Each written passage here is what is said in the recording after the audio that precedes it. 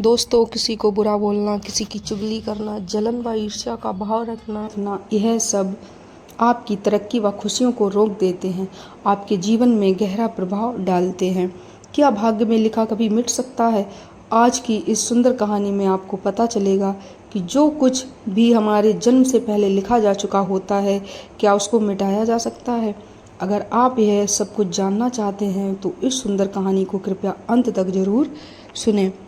दोस्तों, यह कहानी बड़ी ही शिक्षाप्रद, महत्वपूर्ण और ज्ञानवर्धक है। मेरा आपसे निवेदन है कि कहानी के अंत तक हमारे साथ में बने रहना। नमस्कार दोस्तों, स्वागत है आपका मेरे YouTube चैनल पर।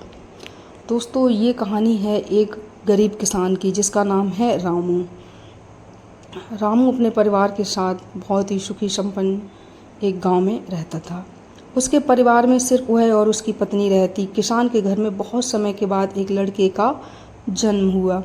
किसान और उसकी पत्नी बहुत खुश थे। सभी आसपास के लोग किसान को बधाई देने के लिए आ रहे थे। एक दिन सुबह का वक्त था, तभी किसान के घर के बाहर से एक साधु ने भिक्षा के लिए आवाज़ लगाई। किसान के घर में आज खुशी का दिन था, इसलिए उसने साधु महाराज को अंदर बुला लिया और उन्हें बैठने के लिए कहा। जब साधु महाराज बैठ गए तो किसान ने साधु महाराज से कहा, महात्मा जी, हमारे घर में बहुत समय के बाद बच्चे का जन्म हुआ है, आप कृपया करके इसका नामकरण कर दीजिए। साधु ने जैसे ही बच्चे को अपनी गोद में उठाया, तभी साधु ने देखा कि बच्चे की बाजू पर एक चिन्ह बना हुआ है जो राजयोग को दर्शाता है। साधु बच्चे की बाजू के ऊपर चिन्ह देखकर हैरान रह गया। किसान ने जब साधु को हैरान परेशान देखा तो उसने कहा, महात्मा जी, क्या बात है, आप इतना परेशान क्यों नजर आ रहे हो? साधु ने कहा, बेटा, मैं परेशान नहीं हूँ, बल्कि मैं तो बहुत खुश हूँ, क्योंकि तुम्हारा बेटा बहुत किस्मत वाला है। तुम्हारे बेटे की किस्मत में राजयोग लिखा है। किसान ने कहा, महात्मा जी, मैं आपकी बात समझा नहीं, आप क्या कहना चाहते हो? साधु ने कहा, बेटा, तुम्हारा पुत्र एक दिन राजा बनेगा। इसका विवाह 16 वर्ष की आयु में इस राज्य की राजकुमारी के साथ होगा और फिर यह इस नगर का राजा बन जाएगा। साधु की बात सुनकर रामू बहुत खुश हुआ। जब गांव के लोगों को पता चला कि रामू का बेटा एक दिन इस नगर का राजा बनेगा तो सभी लोग उसको देखने के लिए आने लगे। एक दिन की बात है, उस नगर का राजा हिरण का शिकार करता करता काफ़ी दूर जंगल में निकल गया, लेकिन हिरण राजा के हाथ नहीं आया। राजा को हिरण का पीछा करते करते प्यास लग गई थी, लेकिन राजा को आसपास कोई नदी या तालाब भी नहीं मिला जहाँ से वह पानी पी सके। राजा काफ़ी समय से जंगल में इधर उधर घूम रहा था। राजा पानी की तलाश में भटकता हुआ उसी गांव में पहुँच गया जहाँ रामू रहता था। तभी राजा की नज़र एक महात्मा के ऊपर पड़ी। राजा ने महात्मा से पानी मांगा। महात्मा ने राजा को रुकने के लिए कहा और अपनी कुटिया के अंदर से पानी लेने के लिए चले गए। महात्मा ने पानी लाकर राजा को दिया। राजा पानी पीने लगा। पानी पीने के बाद राजा ने देखा कि बहुत सारे लोग बाहर इकट्ठे होकर जा रहे थे। राजा ने महात्मा से उन लोगों के बारे में पूछा तो महात्मा ने कहा, यह सभी रामू के घर जा रहे हैं, क्योंकि उनके घर में एक बहुत ही किस्मत वाला बच्चे का जन्म हुआ है और एक साधु बाबा ने उसके बारे में भविष्यवाणी की है। राजा ने पूछा, बाबा, ऐसी कौन सी भविष्यवाणी की है जिसके कारण सभी लोग वहाँ जा रहे हैं? महात्मा ने कहा, साधु बाबा ने बताया कि जब रामू का बेटा 16 साल का होगा तो उसका विवाह इस राज्य के राजा की पुत्री के साथ होगा और उसका पुत्र इस राज्य का राजा बनेगा। महात्मा की बात सुनकर राजा को बहुत गुस्सा आया कि आखिर एक मामूली किसान का बेटा उसकी पुत्री के साथ विवाह कैसे कर सकता है। राजा ने महात्मा से कहा, महात्मा जी, मैं ही इस राज्य का राजा हूँ और आप क्या सोचते हो, एक मामूली किसान के बेटे के साथ मैं अपनी बेटी की शादी कर दूंगा? महात्मा ने कहा, राजन, जो इस बच्चे के भाग्य में लिखा है उसे कोई नहीं मिटा सकता। राजा को अपनी ताकत पर बहुत घमंड था। उसने कहा, महात्मा जी, मैं भगवान का लिखा हुआ आपको मिटाकर दिखाऊंगा। महात्मा ने मुस्कुराते हुए कहा, राजन, मैं भी यही हूँ और आप भी यही हैं, देखते हैं। राजा ने महात्मा को प्रणाम किया और वापस अपने राजमहल चला गया। रात को राजा को नींद नहीं आ रही थी। वह यही सोच रहा था कि किसी भी हालत में उस साधु की भविष्यवाणी को सच नहीं होने देनी है। अगले दिन राजा अपना वेश बदलकर रामू के गांव में पहुंच गया।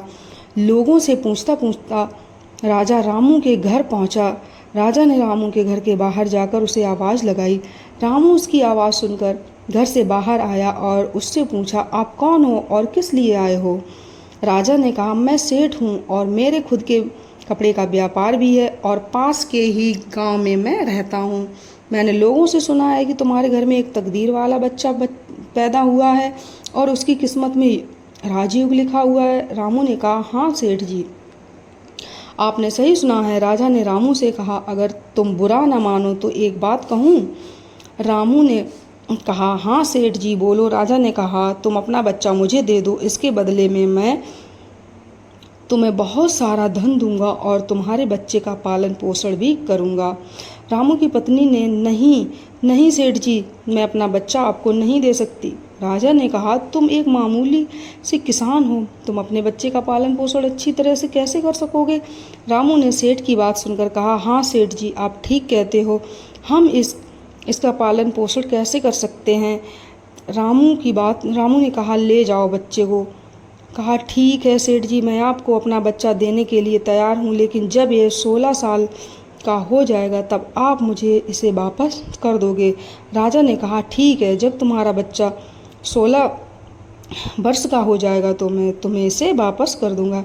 यह कहकर राजा ने बच्चे को ले लिया और वहाँ से चला गया।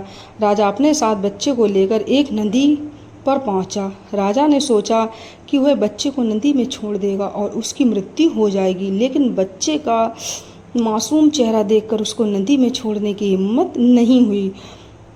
बहुत सोचने के बाद राजा ने लकड़ी का एक संदूक लिया और बच्चे को संदूक में बंद करके पानी में बहा दिया। राजा ने सोचा, संदूक गहरी नदी में जाकर अपने आप ही डूब जाएगा और यह बच्चा मर जाएगा। यह सोचकर राजा अब निश्चिंत होकर वापस राजमहल में चला गया कि अब ये बच्चा वापस नहीं आएगा और मेरी बेटी के साथ इसकी शादी भी नहीं होगी। मैंने भाग्य का लिखा हुआ मिटा दिया। उधर वह संदूक बहता हुआ एक नदी के किनारे पर पहुंचा, जहां पर एक धनवान सेठ सूर्य देवता को जल चढ़ा रहे थे। उस सेठ ने जब संदूक को खोलकर देखा तो उसके अंदर एक बच्चे को देखकर वह हैरान हो गए। उस सेठ की कोई संतान नहीं थी। सेठ उस बच्चे को अपने घर ले गया। सेठ की पत्नी बच्चे को देखकर बहुत खुश हुई। उसने जब सेठ से पूछा कि यह बच्चा किसका है, तो सेठ ने उसको बच्चे के बारे में बताया कि कैसे वह उस नदी में बहता हुआ मिला है। सेठ और उसकी पत्नी ने बच्चे के लिए भगवान को हाथ जोड़कर धन्यवाद किया और वह बच्चा सेठ के घर में पलने लगा। सेठ ने उस लड़के का नाम सूरज रखा था। इसे धीरे धीरे 16 वर्ष बीत गए। सूरज बहुत ही समझदार और बुद्धिमान था।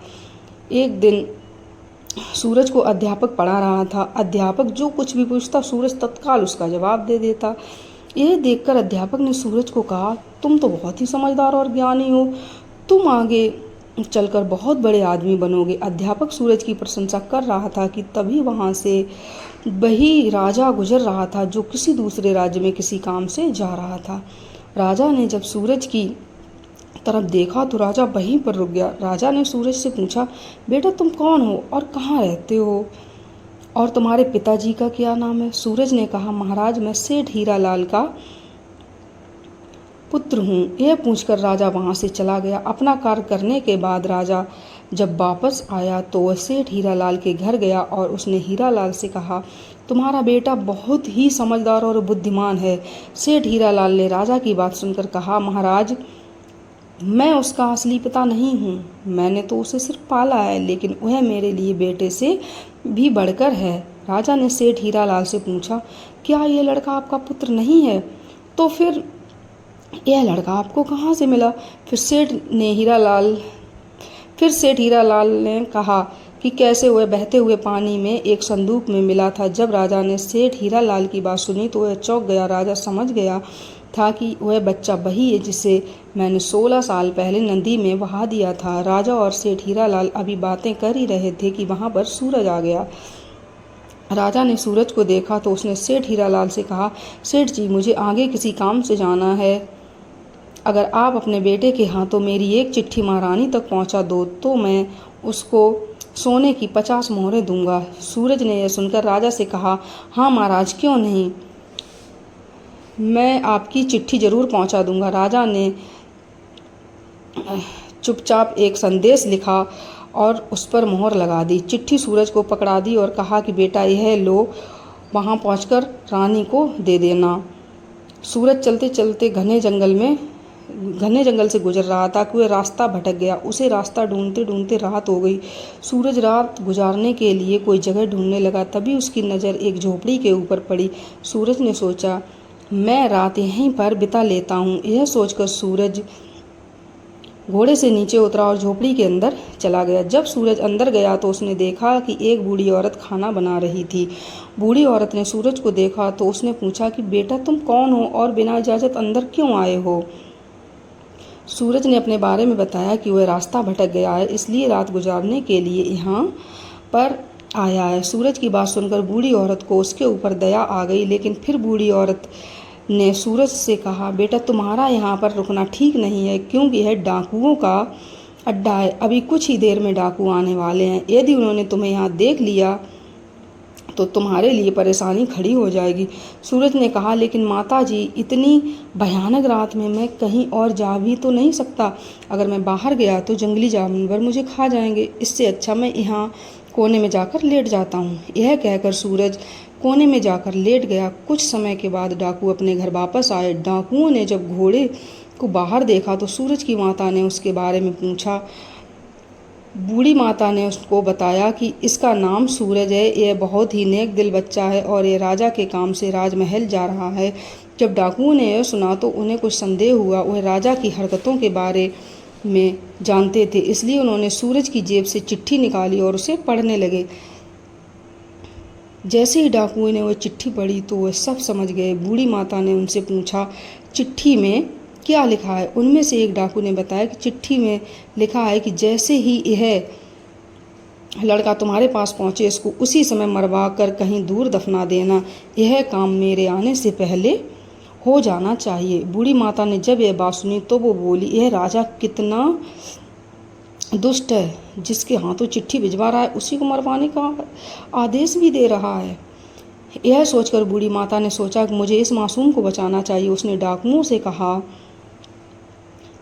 तब डाकुओं ने दूसरी चिट्ठी लिखकर उस चिट्ठी से बदल दी और वापस सूरज के जेब में रख दी। इसके बाद डाकू वहाँ से चले गए। सुबह होते ही सूरज उठा और बूढ़ी माता को धन्यवाद देकर वहाँ से चला गया। सूरज कुछ समय के बाद ही राजमहल पहुँच गया और महारानी को चिट्ठी दे दी। महारानी ने चिट्ठी पढ़ी तो चिट्ठी में लिखा था कि यह लड़का बहुत ही बुद्धिमान और ज्ञानी है, यह राजकुमारी से विवाह करने लायक है, इसलिए मेरे आने से पहले ही तुम इसका विवाह राजकुमारी से कर दो। महारानी सोचने लगी कि आखिर ऐसे कैसे महाराज किसी अनजान से राजकुमारी का विवाह कर सकते हैं, लेकिन फिर उसने देखा कि चिट्ठी पर राजा की मोहर भी लगी हुई थी, इसलिए यह लड़का झूठ नहीं बोल सकता। यह सोचकर महारानी ने राजकुमारी का विवाह उस युवक से कर दिया। कुछ दिनों के बाद जब राजा वापस आया तो उसे पता चला कि उसकी पुत्री का विवाह उसी युवक से हो गया है। यह सुनते ही राजा गुस्से से आग बबूला हो गया और उसने महारानी से पूछा, तुमने यह सब क्यों किया। तब महारानी ने बताया कि महाराज, जैसा कि आपने चिट्ठी में लिखा था मैंने वैसा ही किया। तब महारानी ने बताया कि राजा ने महारानी को चिट्ठी दिखाने के लिए कहा। जब महारानी ने चिट्ठी दिखाई तो राजा ने चिट्ठी में कुछ और ही लिखा पाया। यह देखकर राजा ने गुस्से में सैनिकों से कहा, जाओ और जाकर सूरज को पकड़ कर लाओ। सैनिक तुरंत गए और सूरज को पकड़कर ले आए। राजा ने गुस्से में सूरज से कहा, तुमने धोखे से मेरी पुत्री के साथ विवाह तो कर लिया, लेकिन मैं तुम्हें अपना दामाद स्वीकार नहीं करूँगा। सूरज ने राजा की बात सुनकर कहा, लेकिन महाराज, मैंने तो आपके साथ कोई धोखा नहीं किया है। राजा ने सूरज की बात सुनकर कहा, तुम मुझे भी बेवकूफ़ बनाना चाहते हो, लेकिन मैं तुम्हें अपना दामाद स्वीकार नहीं करूँगा। अभी दोनों की बात चल ही रही थी कि एक सैनिक ने आकर राजा से कहा, महाराज, बाहर एक महात्मा आए हैं, वह आपसे इसी समय मिलना चाहते हैं। राजा ने कहा, उनको अंदर लाने को आदेश दे दिया और उनके आने का कारण पूछा। महात्मा ने राजन, लगता है आपने मुझे पहचाना नहीं। राजा ने कहा, नहीं महाराज, मैंने आपको नहीं पहचाना। नहीं, महात्मा ने मुस्कुराते हुए कहा, राजन, मैं वही हूँ जिसे तुम आज से 16 वर्ष पहले भाग्य का लिखा मिटाने की बात बोलकर आए थे। जैसे ही महात्मा ने यह बात कही, राजा एकदम से चौंक गया। उसे सब कुछ याद आ गया। महात्मा ने मुस्कुराते हुए कहा, क्यों राजन, भाग्य का लिखा मिटा दिया? राजा ने आंखें नीची करके कहा, नहीं महात्मा जी, मैं भाग्य के हाथों हार गया। महात्मा ने कहा, राजन, भाग्य के हाथों कोई नहीं जीत सकता, इसलिए अब सूरज को अपना दामाद स्वीकार करो और अपना राजपाट उसको सौंप दो। राजा ने कहा, महात्मा जी, जैसा आपने कहा है वैसा ही होगा। राजा को समझाकर महात्मा जी वहाँ से चले गए। राजा ने सूरज से माफ़ी मांगी और सारा राजपाट उसको सौंप दिया। तो दोस्तों, कैसी लगी आपको यह कहानी?